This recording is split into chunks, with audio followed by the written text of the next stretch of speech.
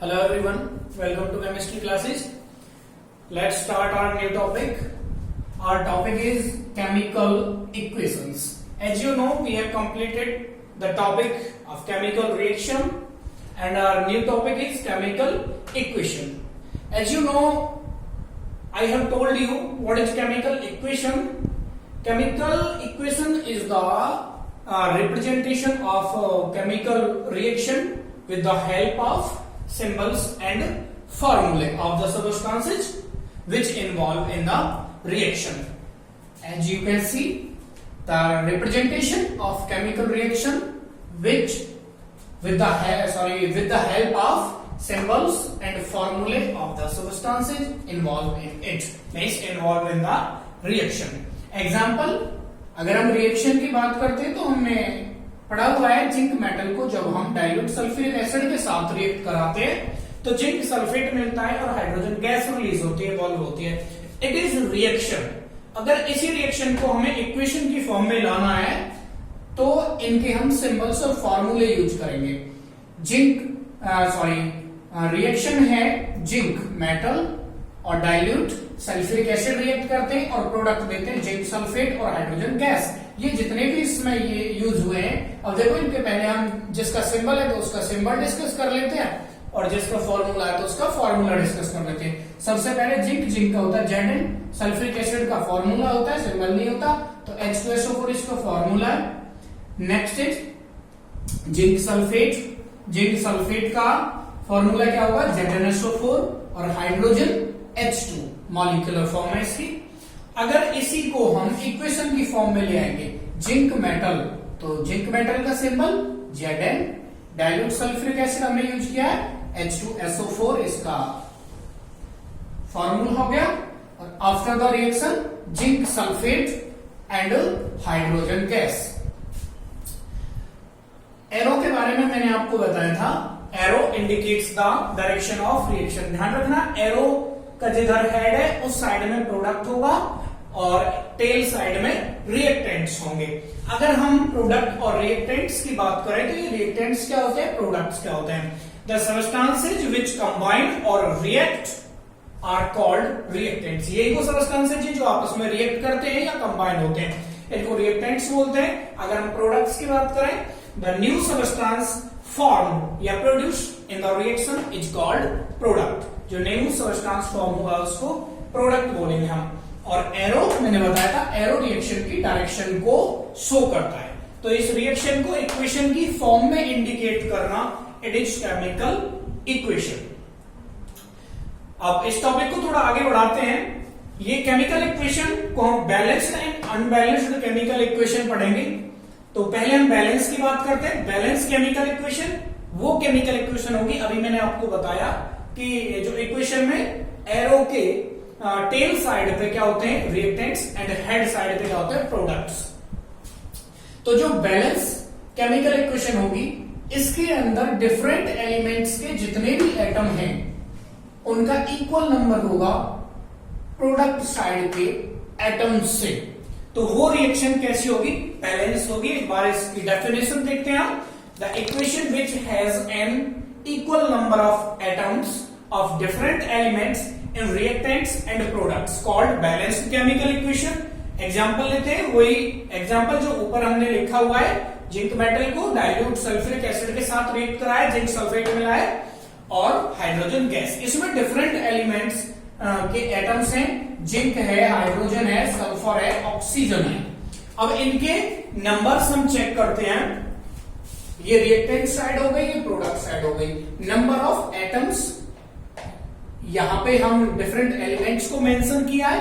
यहां पर हमने इन एटम्स के रिएक्टेंट साइड में कितने एटम हैं, इन एलिमेंट्स के, और इधर हमने प्रोडक्ट साइड में एटम्स को लिखा है. Number of zinc atoms in reactant side, in product side. यहां रिएक्टेंट साइड में आप देख सकते हो जिंक का अकेला एटम है, यहां भी जिंक एक है, तो दोनों साइड एक एक लिखा हमने. नंबर ऑफ हाइड्रोजन एटम, यहां हाइड्रोजन 2 है, यहां भी हाइड्रोजन 2 है, तो 2 दोनों side. And number of sulphur atoms, here you can see सिर्फ एक एटम है, यहां भी एक एटम है, तो 1 1. Number of oxygen atoms, oxygen के यहाँ 4 एटम है, यहां भी 4 एटम है, तो दोनों तरफ 4 है। तो जो मैंने बताया था, जो एटम्स दोनों साइड में डिफरेंट एलिमेंट्स के सेम है तो वो बैलेंस होती है। तो इसको हम क्या बोलेंगे, इस इक्वेशन को balanced chemical equation. It is balanced chemical equation. Next, unbalanced chemical equation. अगर हमने बैलेंस केमिकल इक्वेशन को ध्यान से पढ़ा है तो then it is clear what is unbalanced chemical equation. इसके अंदर रिएक्टेंट्स और प्रोडक्ट्स के अंदर जो डिफरेंट एलिमेंट्स के एटम्स का नंबर है वो डिफरेंट होगा, मींस इक्वल नहीं होगा। That is unbalanced chemical equation. एक एग्जांपल लेते हैं हमने, H2 प्लस O2 कंबाइन हुए वाटर बना। अब यहां पर 2 एलिमेंट्स के एटम यूज हुए, हाइड्रोजन और ऑक्सीजन के, तो दोनों का नंबर चेक कर लेते हैं दोनों तरफ। Number of hydrogen atoms in reactant side, reactant में 2 है तो 2 लिखा मैंने, प्रोडक्ट में भी 2 है तो 2 लिखा मैंने। अगर मैं ऑक्सीजन पे आता हूं तो ऑक्सीजन के एटम्स 2 हैं, यहां पर 1 है, तो इसका मतलब ये बैलेंस नहीं है। तो this equation is called unbalanced chemical equation.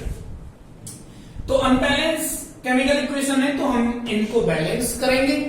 अब क्वेश्चन आता है कि why we balance any equation. हम किसी इक्वेशन को बैलेंस क्यों करते हैं? We balance any equation to follow the law of conservation of mass. Law of conservation of mass को फॉलो करने के लिए हम केमिकल इक्वेशन को बैलेंस करते हैं। लॉ ऑफ कंजर्वेशन ऑफ मास के अकॉर्डिंग मैंने आपको बताया था, मास can neither be created nor destroy. तो मास को ना क्रिएट किया जा सकता ना डिस्ट्रॉय किया जा सकता है। अब इसी इक्वेशन को मैं इसमें बताता हूं आपको कैसे। H2 plus O2 after reaction H2O। अब देखो हाइड्रोजन का मास हम 1 लेते हैं, इसको मल्टीप्लाई करो 2 से, 2 टोटल एटम है, प्लस ऑक्सीजन का मास कितना होता है 16, टोटल कितने हैं ये 2, तो 2 से मल्टीप्लाई हो जाएगा 2 प्लस 32, तो ये कितना हो गया 34 ग्राम। इधर हाइड्रोजन 1 होता है, हाइड्रोजन को 2 से मल्टीप्लाई करो, प्लस ऑक्सीजन का 16 होता है मास, तो ये 16 प्लस 2 कितना हो गया 18 ग्राम। रिएक्टेंट साइड में 34 ग्राम, प्रोडक्ट साइड में 18 ग्राम। जबकि लॉ ऑफ कंजर्वेशन ऑफ मास तो ये कहता है कि मास ना क्रिएट किया जा सकता ना डिस्ट्रॉय किया जा सकता, बस एक फॉर्म से दूसरी फॉर्म में बदला जा सकता है, ट्रांसफॉर्म होता है, लेकिन वो फिक्स है, कंजर्व्ड है। लेकिन यहां तो गड़बड़ हो गई, यहां 34 ग्राम, यहां पे 18 ग्राम, तो इसको हमें इक्वल करना है। और वो कैसे कर सकते हैं? रिएक्शन को बैलेंस करके। मींस अब जो हमारा टॉपिक है वो बैलेंसिंग है, रिएक्शन की हम बैलेंसिंग करेंगे। तो इस इक्वेशन से मैं आपको बताऊंगा कि कैसे रिएक्शन को हम बैलेंस करते हैं। और मेथड होगा हिट एंड ट्रायल मेथड। बहुत आसान है, बहुत इंटरेस्टिंग है, और आप बहुत सारे एग्जांपल्स में प्रैक्टिस करोगे इसकी तो बहुत अच्छे से समझ में आएगा। लेकिन ध्यान देना है, यही इक्वेशन हमने ली, तो यहां पे हमने डिफरेंट जो एलिमेंट्स के एटम है उनका नंबर देखा। रिएक्टेंट साइड में, प्रोडक्ट साइड में number of hydrogen atom, reactant side में 2, प्रोडक्ट साइड में 2। Number of oxygen atom, reactant side में 2, प्रोडक्ट साइड में 1। तो कमी कहां है? यहां पर ऑक्सीजन, तो यहां पे आप ऐसे मल्टीप्लाई करो इसे 2 से, तो जो 2 से मल्टीप्लाई करोगे आप 2 को यहां नहीं बढ़ाओगे, यहां बढ़ाओगे तो ये H2O2 कुछ और ही कंपाउंड बन जाएगा, जैसे हाइड्रोजन पेरोक्साइड। कभी भी बैलेंसिंग यहां नहीं होती है, बैलेंसिंग यहां पे लगाते हैं। तो मैंने इस इक्वेशन को दोबारा से लिखा H2 प्लस O2 H2O ऐसे, और मैंने इसको बैलेंस करने के लिए जो 2 मल्टीप्लाई किया था वो यहां पे किया था, और 2 मैंने मल्टीप्लाई जो किया है इससे मैं अब चेक करूंगा कि अब बैलेंस हुई है या नहीं हुई रिएक्शन। मैंने फिर से ये चेक किए, तो चेक करने के बाद क्या हुआ, H2 यहां पे 2, यहां पे कितने हो गए 2, इसके भी सामने लगा तो 4 हो गए, 4 हो गए, तो यहां 2 रह गए, लेकिन ऑक्सीजन बैलेंस हो गया। अब कहां दिक्कत आई? यहां पे, ये कम हो गया, तो ये कितना कम हुआ है, जितना कम है उतने से मल्टीप्लाई यहां पे कर लो। अब यहां पे आपने किया है तो इसी को मैं अप्लाई इस इक्वेशन में दोबारा से कर रहा हूं। तो ये इक्वेशन ये बनी, मैंने 2 यहां पर मल्टीप्लाई कर दिया इसके लिए, प्लस O2 यहां पे सेम पहले से हुआ पड़ा है।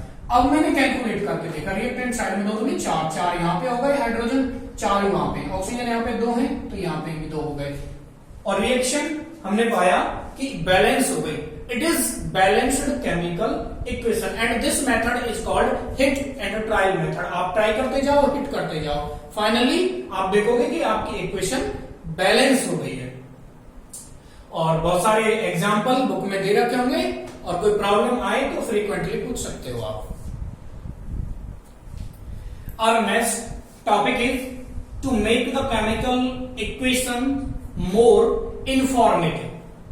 हमारा टॉपिक है कि किसी केमिकल इक्वेशन को ज्यादा से ज्यादा इंफॉर्मेटिव हम कैसे बना सकते हैं। मींस एक इक्वेशन हम इस वे में लिखें, रिप्रेजेंट करें कि हमें थ्योरी ना लिखनी पड़े और सारी इंफॉर्मेशन हमें मिल जाए कि रिएक्शन कैसे हुई है, किस स्टेट के हमने रिएक्टेंट और प्रोडक्ट्स डाले हैं, और कौन सा उसके अंदर कैटलिस्ट यूज किया है, कितना टेम्परेचर हमने यूज किया है, कितना प्रेशर हमने यूज किया है, ये सारी चीजें इंडिकेट हो जाए।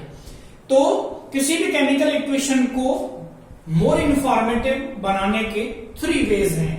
First, by indicating the physical state of reactant and product. जो रिएक्टेंट एंड प्रोडक्ट है उनकी फिजिकल स्टेट आप शो करो कि वो सॉलिड है, लिक्विड है या गैस है। Number 2, by indicating the heat change in the reaction. Reaction के अंदर हीट चेंज में इस रिएक्शन एक्सोथर्मिक है या एंडोथर्मिक रिएक्शन है, वो भी हम डिस्कस करेंगे।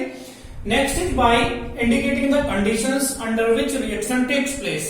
हमें वो सारी कंडीशंस को भी मेंशन करना है जिन कंडीशंस में रिएक्शन फॉरवर्ड डायरेक्शन में जाती है। फर्स्ट हम मेंशन करेंगे to indicate the physical state. Physical states को हम किन सिंबल्स से इंडिकेट करते हैं वो पहले हम डिस्कस करेंगे। सॉलिड स्टेट को हम S से, इनको ब्रैकेट्स में लिखते हैं हम रिएक्टेंट या प्रोडक्ट्स के पीछे। लिक्विड को हम L से, गैसियस स्टेट को G से रिप्रेजेंट करेंगे। एक्वस स्टेट को, एक्वस स्टेट का मतलब है किसी भी सॉल्ट का या व्हाटएवर किसी का भी सॉल्यूशन है इन वाटर, तो उसको हम एक्वस फॉर्म बोलते हैं। The solution in which solvent is water, that solution will be aqueous solution. Example, zinc और हमने सल्फ्यूरिक एसिड को रिएक्ट कराया तो जिंक सल्फेट और हाइड्रोजन गैस हमें मिली। अब देखो यहां पर लिखा हुआ है मैंने, जिंक मेटल है which is in solid state and H2SO4 aqueous है। अब समझ जाना कि ये डाइल्यूट है, यही से हमें समझ में आ जाएगा कि ये डाइल्यूटेड फॉर्म है H2SO4 की। आफ्टर द रिएक्शन हमें जिंक सल्फेट मिला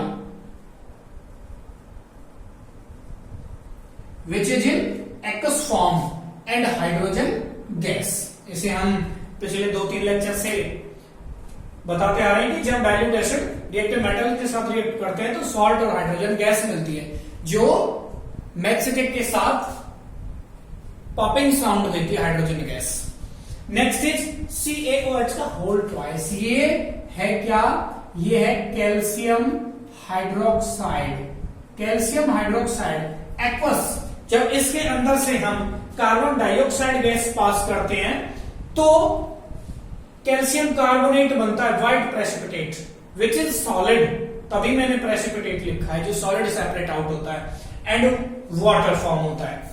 अब इसको मैंने क्यों लिखा है, ये देखो यहाँ पे calcium hydroxide aqueous solution, carbon dioxide gas इसके अंदर से पास किया हमने which is gas, it is aqueous and after the reaction calcium carbonate, वही रिएक्शन है जब मैंने बताया था कि इसको पास करने से ये लाइम वाटर है मिल्की हो जाता है। दैट इज ये किस वजह से, ये कैल्शियम कार्बोनेट प्रेसिपिटेशन होने की वजह से होता है।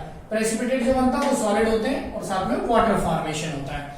तो हमने फिजिकल स्टेट को इंडिकेट किया, हमने ये पता लगा लिया कि रिएक्टेंट और प्रोडक्ट, रिएक्टेंट्स जो हम यूज करते हैं वो कौन सी स्टेट में यूज करने हैं और जो प्रोडक्ट हमें मिलेंगे वो किस स्टेट में हमें मिलेंगे। अब नंबर 2 पे आता हूं मैं, to indicate the heat change. पहले बता चुका हूं मैं 2 चीजों को ध्यान रखना, वो रिएक्शन जिनसे हीट रिलीज होती है, हीट निकलती है, उनको हम एक्सोथर्मिक बोलते हैं। एक्सो वर्ड है एग्जिट से, एग्जिट का मतलब बाहर निकलना। जिनमें से हीट निकलती है उनको हम एक्सोथर्मिक, और जो रिएक्शन हीट एब्जॉर्ब करने पे होती हैं उनको बोलते हैं एंडोथर्मिक। पहले the reaction which involves the heat release और evolution of heat called exothermic reaction. अब देखो एक्सोथर्मिक में आपको ध्यान रखना है प्रोडक्ट के साथ हमें हीट लिखना है, जो हमें प्रोडक्ट मिलेगा प्रोडक्ट के साथ हीट एनर्जी मिलेगी हमें, तो वो एक्सोथर्मिक रिएक्शन है। ये कार्बन है, इसको कोक या कोल बोलते हैं हम, सॉलिड है। अब देखो जो हमने यहां पे फिजिकल स्टेट को इंडिकेट कर दिया, अब वो हर एक रिएक्शन में हम करते चलेंगे। हमें हर एक रिएक्शन को मींस इक्वेशन को ज्यादा से ज्यादा इंफॉर्मेटिव बना के चलना है।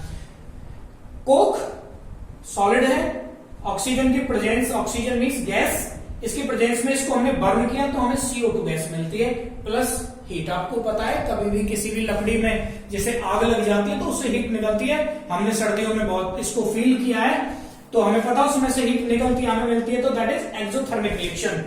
It is burning of coal या कोक। नेक्स्ट मैंने methane gas CH4 natural gas है, मीथेन गैस को बर्न किया ऑक्सीजन के साथ में, इसके बाद हमें मिलती है CO2 गैस मिलती है। वाटर फॉर्मेशन होता है वो भी गैसियस स्टेट में होता है, मैंने गैस लिखा हुआ है इसको, ये गैसियस स्टेट में होता है, लिक्विड फॉर्म में वाटर नहीं होता है, और साथ में एनर्जी निकलती है। It is burning of natural gas. अगर कोई पूछे burning of natural gas is exothermic और एंडोथर्मिक, आपको बताना है burning of natural gas is exothermic. Next ये ग्लूकोज C6H12O6 एक्वस स्टेट में लेते हैं इसको, इसका कंबस्शन किया हमने ऑक्सीजन की प्रेजेंस में, ऑक्सीजन गैस है, तो कंबस्शन के बाद CO2 गैस रिलीज होती है, वाटर फॉर्मेशन होता है और साथ में एनर्जी मिलती है हमें। और ये जो प्रोसेस है ये हमारी बॉडी के अंदर रेस्पिरेशन की प्रोसेस है, और रेस्पिरेशन जब हम सांस लेते हैं तो हमारी बॉडी को जो ऑक्सीजन मिलती है वो हमारी बॉडी सेल्स में जाके ग्लूकोज को बर्न करती है, मीन्स उसका स्लो कंबस्शन चलता रहता है inside the body in the cell, तो हमें एनर्जी मिलती है। तो ये प्रोसेस भी एक्सोथर्मिक हुई। अब मैं एंडोथर्मिक की बात करता हूं, the process which occurs by heat absorb. जो हीट एब्जॉर्ब करने पे होती है प्रोसेस वो एंडोथर्मिक प्रोसेस होती है। Example nitrogen gas, oxygen gas, जब ये दोनों कंबाइन होती है तो NO ये जो गैस बनी है ये इतनी ज्यादा हाईली एंडोथर्मिक है, अगर मैं टेम्परेचर की बात करूं तो ऑलमोस्ट 3000 डिग्री सेल्सियस टेम्परेचर चाहिए होता है जब ये NO ये वाली गैस बनती है। अगर मैं कैल्शियम कार्बोनेट की बात करूं, ये कैल्शियम कार्बोनेट है, अगर इसको आप हीट करोगे, इसको हीट करोगे तो कैल्शियम ऑक्साइड बनेगा सॉलिड स्टेट में, calcium oxide and carbon dioxide gas निकलेगी। It is thermal decomposition, heat की प्रेजेंस में टूट रहा है, आगे डिस्कस होगा इसका। तो बस मैंने ये बताया आपको कि ये जो रिएक्शंस हैं ये तब फॉरवर्ड मींस आगे जाएंगे जब हम इनको हीट करेंगे, जब हम इनको एनर्जी देंगे। तो ये है एंडोथर्मिक। जो एक्सो थी उनको स्टार्ट होने के बाद हमें हीट नहीं देनी, वो हीट रिलीज करती हैं, दोज आर एक्सोथर्मिक। और अभी मैंने जो ये डिस्कस किए दीज आर एंडोथर्मिक रिएक्शन। अब देखो इनमें क्या करना है, बस मेन चीज पे ध्यान देना है आपको, हीट चेंज। जो एक्सोथर्मिक है वहां प्रोडक्ट के साथ हमें हीट लिखना है, और जो एंडोथर्मिक रिएक्शन है रिएक्टेंट के साथ प्लस कर दो या फिर एरो के ऊपर लिख दो हीट, तो ये इंडिकेट होता है कि दीज आर एंडो। अगर एरो पे लिखा है या रिएक्टेंट के साथ हीट लिखा हुआ तो एंडोथर्मिक, अगर प्रोडक्ट के साथ हीट लिखा हुआ है या एनर्जी लिखा हुआ है तो उसका मतलब है एक्सोथर्मिक। आई थिंक क्लियर होगी ये चीज। तो हम नेक्स्ट पे चलते हैं, by indicating the conditions under which reaction takes place. Next is to indicate the conditions under which reaction takes place. हम उन सारी कंडीशंस को मेंशन करके रिएक्शंस को ज्यादा इंफॉर्मेटिव बना सकते हैं, हमें थ्योरी की बिल्कुल जरूरत नहीं पड़ेगी, सब कुछ इक्वेशन को देख के ही समझ में आ जाएगा। देखो जो एंडोथर्मिक रिएक्शंस होती हैं उनमें हीट को डेल्टा से शो करते हैं और एरो पे डेल्टा बना सकते हैं, जैसे ये हीट की जगह में डेल्टा बना सकता था यहाँ पे, और कैटलिस्ट को एरो पे लिखते हैं टेम्परेचर, प्रेशर, इनको भी एरो पे हम मेंशन कर देते हैं। कैटलिस्ट वो सबस्टेंस होते हैं जो जनरली रिएक्शन की स्पीड को इंक्रीज कर देते हैं विदाउट देयर इन्वॉल्वमेंट। उनको जैसा डालते हैं रिएक्शन में वो वैसा ही निकल जाते हैं। एग्जांपल लेते हैं KClO3 पोटेशियम क्लोराइड है, सॉलिड स्टेट में लिया हमने, इसको हीट किया और कैटलिस्ट मैग्नीज डाइऑक्साइड की प्रेजेंस में, मैग्नीज डाइऑक्साइड, यहां पर देखो यहां पर कुछ नहीं लिखा हुआ है, इसका मतलब ये कि ये जैसा डाला था ऐसा ही निकल गया। इसका रोल केवल इतना होता है, ये रिएक्शन है इसको स्पीड से कर देता है। ये पोटेशियम क्लोराइड को जब हमने हीट किया तो ये टूट गया पोटेशियम क्लोराइड में और ऑक्सीजन में।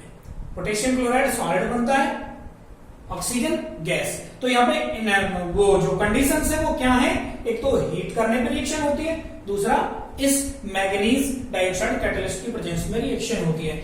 नेक्स्ट एग्जांपल की बात करूं मैं, कार्बन मोनोऑक्साइड और हाइड्रोजन दोनों गैस जब 300 एटमॉस्फेयर टेम्परेचर पे एंड 300 डिग्री सेल्सियस टेम्परेचर पे कंबाइन होती है, जिंक ऑक्साइड और क्रोमियम ऑक्साइड का जो मिक्सचर है वो इसमें कैटलिस्ट का काम करता है और क्या बनाते हैं, मीथेनॉल विच इज लिक्विड।